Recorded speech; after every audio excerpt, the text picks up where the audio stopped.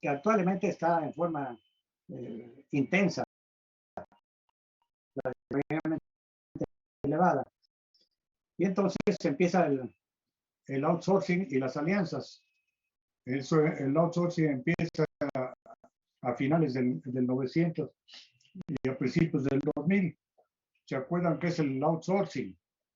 El outsourcing es una estructura administrativa que utilizaban los países desarrollados y muchas empresas, tanto internacionales como nacionales, para evitar pagar más a los obreros, a los empleados.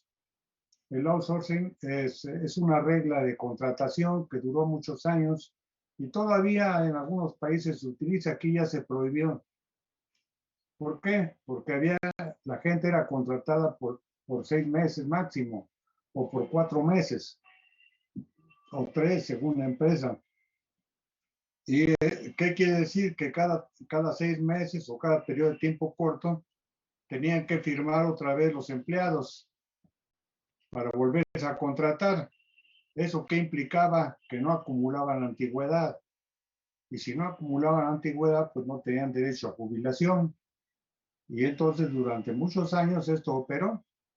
Aquí en México también, y además no pagaban impuestos por el trabajador, porque eran contratados a través de empresas, de alianzas entre empresas.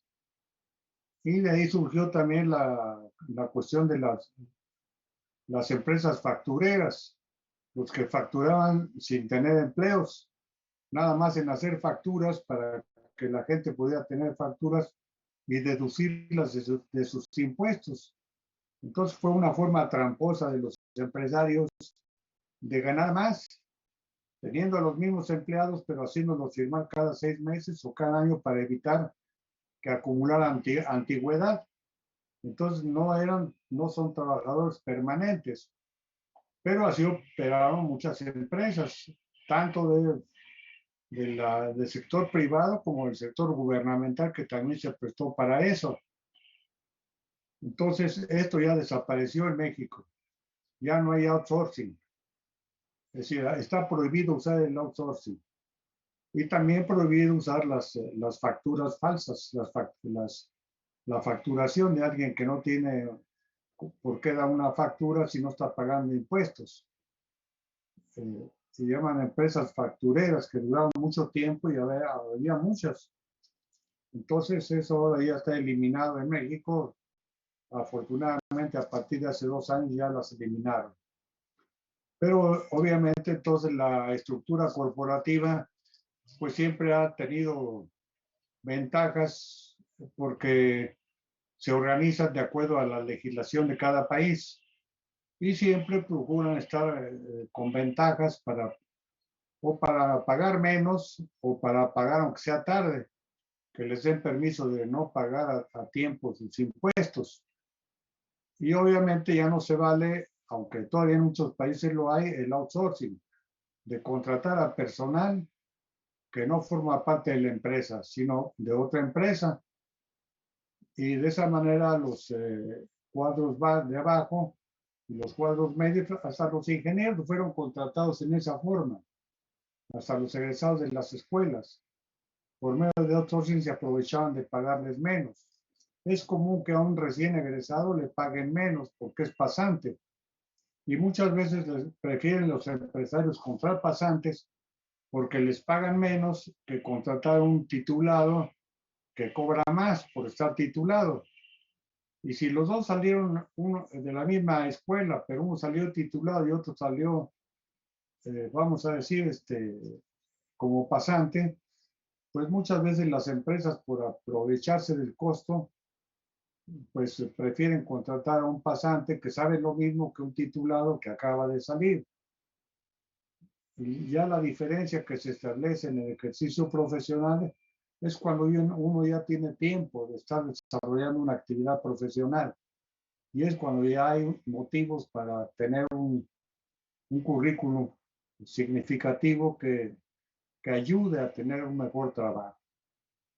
Bueno, esta es la evolución que ha habido en estos dos aspectos que a mí me parece tenerlos como referencia porque a ustedes les está tocando vivir en este momento del 2021 ya desapareció esto aquí, pero puede haber empresas que todavía busquen seguir aprovechándose de la circunstancia y aunque no es legal, pues pueden todavía existir algunas empresas de maña mayor, ¿verdad?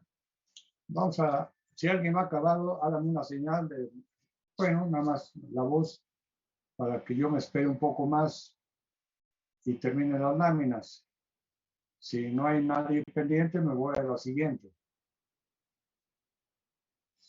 Esta lámina, miren ustedes, fuentes, habla de las fuentes de energía. La evolución de la tecnología, pues eso es muy importante. Muy importante porque dependemos en el desarrollo del mundo de las fuentes de energía. No hay nada que se pueda hacer sin fuentes de energía, comenzando por la energía que da el sol. Nosotros existimos gracias al sol, porque el sol provoca toda la cantidad de energía que hay en el mundo, las diferentes fuentes de energía. Entonces hay que tener conciencia de eso. Acuérdense que hay las leyes en química, han de haber visto las leyes de Lavoisier, y Lavoisier decía que la energía no se crea ni se pierde, solamente se transforma. Y es efectivo, toda la energía que tenemos es derivada del sol y luego derivada de los, en primer lugar, de las cuestiones de la naturaleza, del carbón, del petróleo que está en el subsuelo. Y vamos a decir que de ahí se derivan muchas, la gasolina, el diésel, que son procesos de petróleo crudo. Entonces aquí está una relación de cómo vieron evolucionando. Primero fueron las máquinas de vapor, por ahí por el 1840, la máquina de vapor, que ya se utilizó para la transmisión a través del ferrocarril. Esta palabra es ferrocarriles, que fueron los primeros aparatos en movimiento para transmitir energía. Luego el descubrimiento, los cambios de la tecnología del acero, la transformación, después la transformación del petróleo crudo y derivados del petróleo a partir de 1915, que es un poco antes, porque ya a partir de 1905 ya había dos tipos de energía para hacer los automóviles.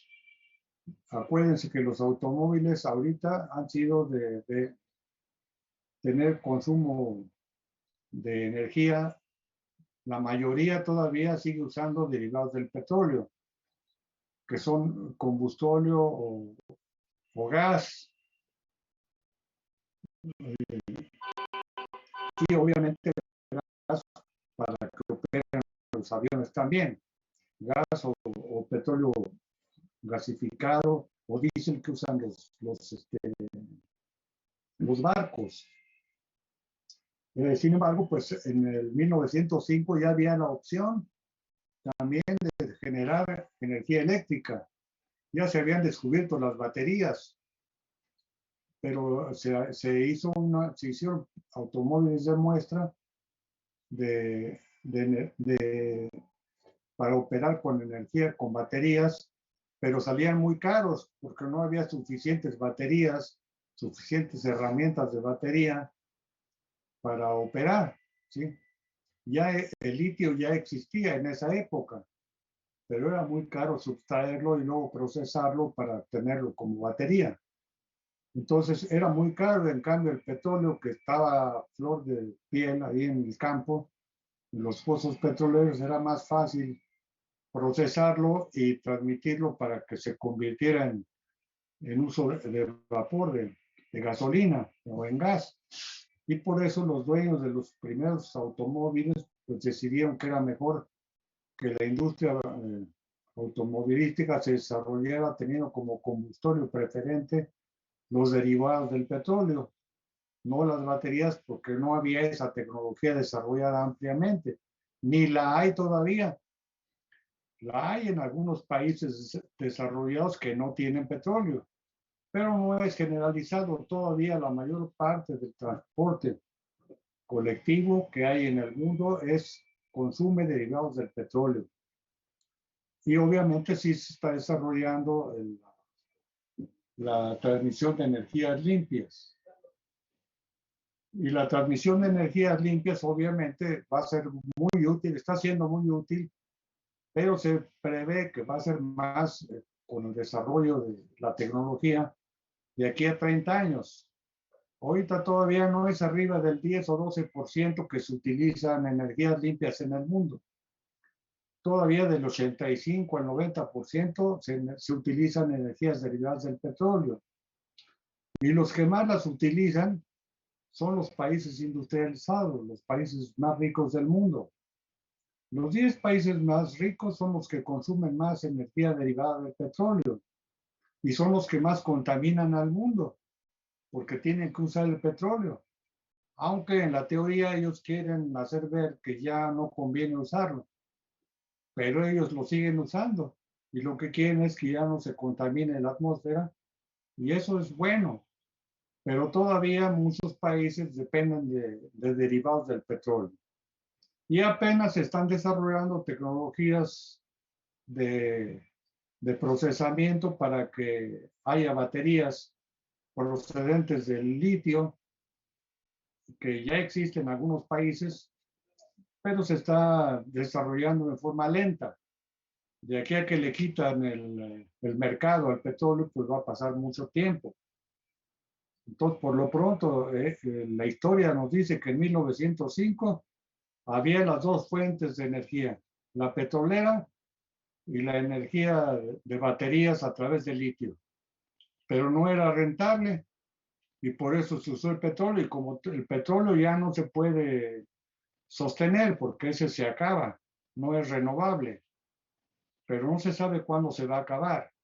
Y mientras no se acabe, los 10 países que tienen petróleo, hay 10 países en el mundo que tienen petróleo para su subsistencia y entre ellos está México. Por eso lo independizó Lázaro Cárdenas en 1938. Pero las grandes empresas pues se han querido aprovechar de hacerse dueños del petróleo a través de empresas privadas. Y eso es lo que ha descompuesto al mundo. Y lo mismo están haciendo con la energía eléctrica.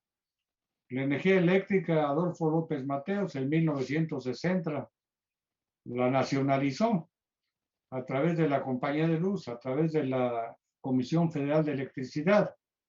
Pero ¿qué ha pasado? Que después ya las empresas de hoy, de nuevas fuentes de energías limpias, se han aprovechado para tratar de vender esas energías en lugar del petróleo. Y por eso se han aprovechado de querer ser un negocio privado, pero ya es nacional desde que Adolfo López Mateos la nacionalizó. Pero durante los últimos 30 años, los gobiernos anteriores privatizaron la energía eléctrica. Y al privatizar la energía eléctrica con muchas empresas, pues le quitaron parte a Comisión Federal y descuidaron todas las plantas de energía eléctrica, que ahorita se están reponiendo. Pero bueno, la energía viene siendo una parte fundamental del desarrollo del mundo. Las fuentes de energía, el petróleo y luego aquí la microelectrónica, las tecnologías de la información y comunicaciones, pues esta no es una fuente de energía, pero sí es una fuente de transmisión de información a altas velocidades. Y luego viene el uso ya a partir del año 2000 de la microelectrónica y la robótica en forma intensa, como se vio en la lámina anterior. Pero las fuentes de energía vienen siendo las mismas y puede haber que se descubran otras, como el litio, puede salir otras de los recursos naturales. Entonces, depende del país, el descubrimiento, la explotación de la tecnología, la evolución es qué fuentes de energía van a privilegiar al mundo, cómo se van a distribuir, porque eso va a depender de cada país, de cada zona. Y hay 5 continentes que tienen características diferentes. El continente americano, el continente europeo, el continente asiático, el continente africano, etcétera. Entonces tenemos que tener en cuenta que La tecnología forma parte de la influencia y el desarrollo del mundo. Las fuentes de energía que aquí están señaladas también en esta lámina, en la parte baja, antes de que hubiera el desarrollo de la tecnología, ¿cómo se movían las cosas? ¿De qué sobrevivía el ser humano? Pues del viento, del agua, del carbón, de la energía eólica, la madera, el carbón, la energía eólica, el agua. Ustedes saben que el agua, el mundo está hecho por un menos de 75% de agua de mar. Y el agua de mar sirve para que se esté calentando por el sol, se evapora y se va subiendo a las nubes. Llegando a las nubes, otra vez se vuelve a derretir y se va a las partes altas de las montañas. Ahí el escurrimiento a través de las montañas hace que el agua se limpie y se va decayendo otra vez a través de las montañas y se van generando lagos y lagunas, que muchas de ellos son de agua limpia, ya no es agua salada, pero muchas de agua limpia ya a través de pozos, y es de lo que vive la humanidad, de pozos de agua limpia, porque el agua está circulando por el ambiente del sol. La circulación del agua permite, si nosotros no tuviéramos agua, no viviríamos. Si no tenemos aire acondicionado, aire puro, oxígeno e hidrógeno, pues no viviríamos. Entonces los elementos de vida del ser humano son el agua, el hidrógeno y el oxígeno. Y obviamente, pues todo lo que eso nos daba para vivir. Y de ahí generaban alimentos. El alimento a través del viento se movían ya, vamos a decir, aparatos domésticos. Luego se descubrió después del fuego, la madera, el carbón, la energía eólica, toda la energía que genera el mar, pues es energía provocada por el viento y por el sol. Y obviamente esa energía del mar se transmite muchas veces porque está lloviendo y el clima hace que esté habiendo lluvias en periodos cíclicos que nutren al mar y nutren también las presas. México tiene del orden de 60 presas para la generación de energía eléctrica, que muchas de ellas han estado descuidadas, pero ahorita se están proveyendo otra vez. ¿Por qué?